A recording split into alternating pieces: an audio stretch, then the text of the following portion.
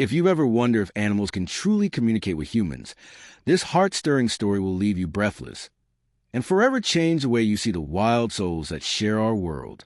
Don't forget to subscribe and turn on notifications for more soul-touching animal tales that will ignite your spirit. Leave a comment below. What moment shattered your heart or lifted it with hope? Now, let's lose ourselves in this unforgettable journey. The desert plains of Silver Ridge, Nevada, lay silent under a sky drowned in stars.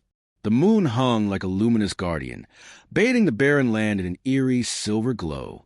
John Harper, a grizzled 58-year-old rancher whose heart had grown as tough and weathered as the land he tended, jolted awake in the dead of night. A sound, not right, not natural, cut through the stillness. His pulse hammered in his throat as he grabbed his shotgun, fingers trembling not from fear, but from the weight of years spent alone since losing Martha, his wife, his everything. He stepped onto the porch, the wooden planks creaking beneath his boots. And then he froze.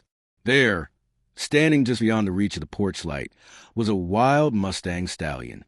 Not grazing, not fleeing, watching him. John's breath hitched. In all his years living alongside wild herds, never had one dared to approach a human's home. Yet here this magnificent creature stood, his dark eyes burning with something urgent.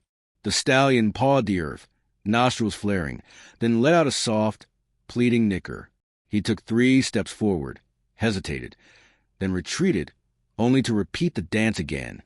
And again, when God's name, John whispered, lowering his gun.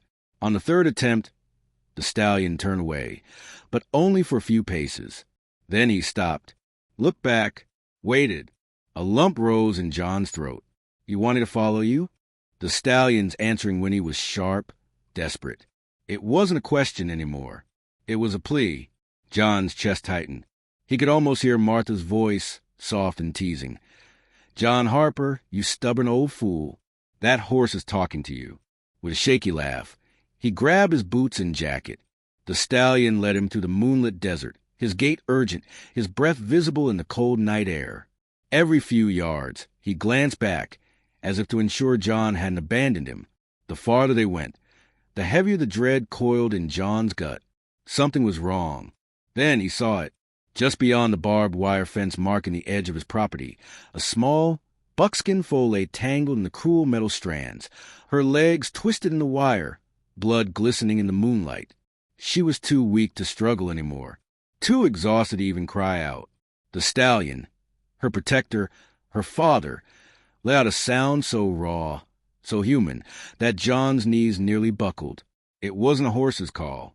It was a father's scream. John didn't think. He ran. The next hour was a blur of wire cutters, blood, and whispered prayers. The foal flinched with every snip, her panicked breaths coming in shallow gasps.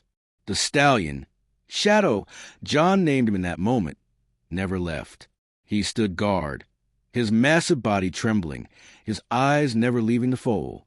Once, when John reached for a deeper tangle, Shadow stepped between them, not to attack, but to plead. Be gentle. She's mine. Tears burned John's eyes. I've got her, boy. I've got her. When the last wire fell away, the foal collapsed. She wasn't just hurt. She was dying. John didn't hesitate. He fashioned a travois from fence poles and a tarp, his hands shaking as he lifted her onto it.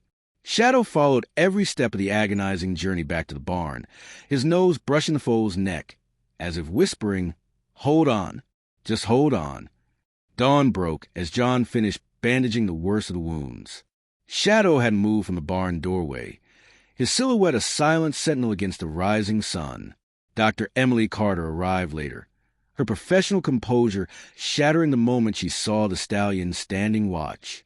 "That's impossible," she breathed. "Wild horses didn't do this." They didn't. Yet Shadow did. For weeks, he refused to leave. He grazed where he could see Daisy, as John had named her, slept near the barn, and paced whenever strangers came too close. Scientists arrived, their cameras and notebooks documenting what shouldn't exist. A wild stallion who chose to trust a human, who chose to stay. And when the day came to release Daisy back into the wild, John opened the gate, his heart in his throat. Daisy hesitated, sniffing the wind. Shadow waited, his body tense with hope.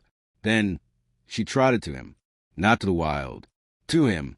Together, they walked away, but not far, to the lower meadows, to the land where John could still see them. Months passed. Shadow's herd grew, not with fear of humans, but with quiet acceptance. They grazed near John's fences. They let him walk among them. And on the coldest nights, when the wind howled like a grieving spirit, Shadow would stand at the edge of the porch as if to say, "You saved her. You're one of us now." Moral lesson: love is a language without words. It's the cry of a wild stallion in the night, the trembling hands of an old rancher cutting wire, the choice to stay when every instinct says run. Some bonds are written in the stars, and no force on earth can break them. Did this story wreck you the way it wrecked us? Drop a comment below. What moment shattered your heart? And if you believe in the unspoken magic between humans and animals, hit that subscribe button. The world is full of stories like this, and we'll bring them straight to you. Broken Heart Sparkles.